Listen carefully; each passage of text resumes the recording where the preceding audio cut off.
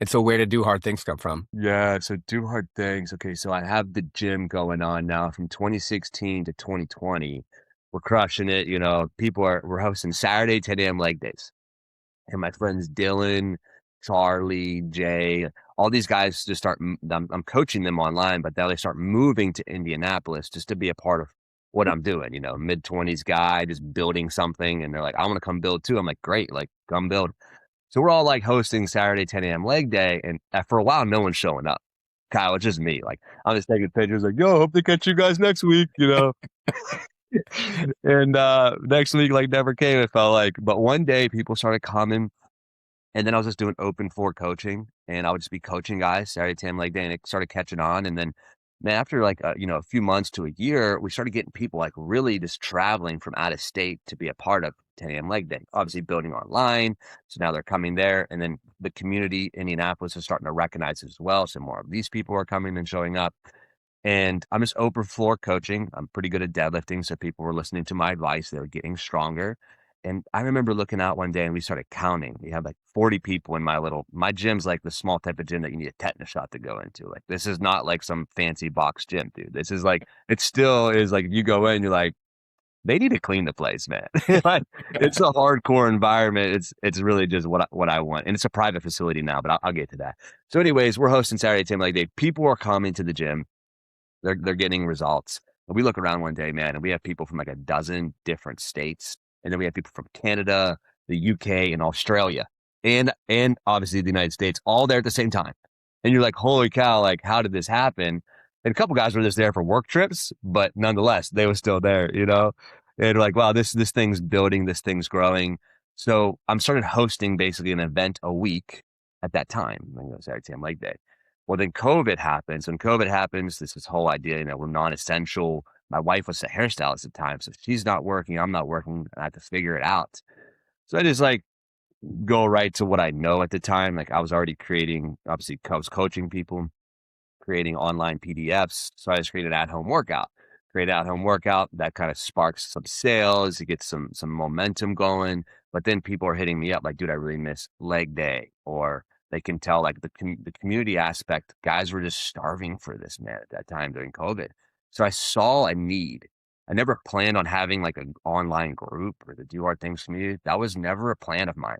I just saw a need during COVID. Guys were reaching out, lonely, isolated. I was doing like a ton of one-off coaching calls. So I was like, let me go and just build something here. So I built a 12-week group. Let's call it Life Group. And guys, like we had like 30 guys join this thing, man. Like people came from all over and we're just talking, how we're navigating COVID and being isolated and what that looks like, how we're leading our families.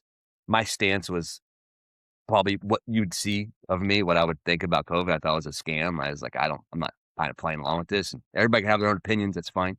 But that's how I chose to go about it. And I kind of planted my flag. At that time on Twitter, I had 44,000 followers. They canceled me on Twitter. So the Twitter account I have now is a brand new account. I got canceled on Twitter because of my beliefs and stuff. So whatever.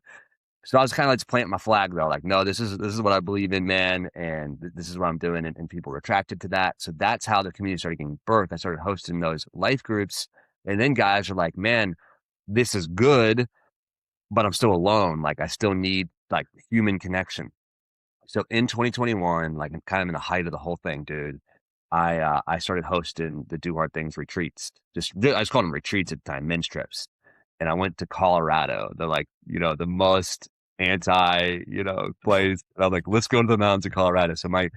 And since then I've hosted over 70 retreats. So the retreat business, I guess, wasn't really even a business when it started. I just called all my friends and be like, hey, here's how much everything costs. I'm gonna put it on. I'm gonna make a few extra $1,000 if you guys come. I was just honest with them, like what it'd be. They're like, I'm there. And then from there, man, I just started hosting them like every other month. I just had retreats going on throughout that time. And then that naturally rolled into becoming the Do Hard Things community, which is now just like a consistent ongoing group where I host a couple events per year. And then the conference burst out of that, the Do Hard Things conference in Colorado Springs. I just stumbled into all of it. I just saw the need. My friends were isolated, alone.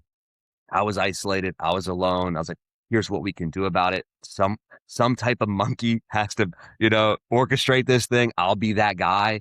And I just kind of became that guy who created and curated the event. I love hosting experiences. I love helping people like feel seen and valued and curating an environment to grow in. So it's like a spiritual gift of mine. So I just played the part and, one thing led to the next and it all happened by accident. It really wasn't like this massive plan. It just happened. And even how I run my business now, man, like where are you gonna be in 10 years? Like, oh, I don't know. Like, I don't know where I'm gonna be next year. I pivot to the need. It's kind of like a river that's flowing. Like it doesn't flow straight. It flows to the least resistance. So I'm just looking like I already do hard things. So I'm already strengthening my mind, my body, my spirit. And then I'm just flowing. And whenever a path is not right, the river turns. And that's kind of how I've just operated in business. I saw a problem and then I created a solution. And this allows me to not like do things I don't know how to do. Like I don't want to try to pretend to be something I'm not. And this way of going allows me to stay authentic and organic to myself and do the things that I know how to do.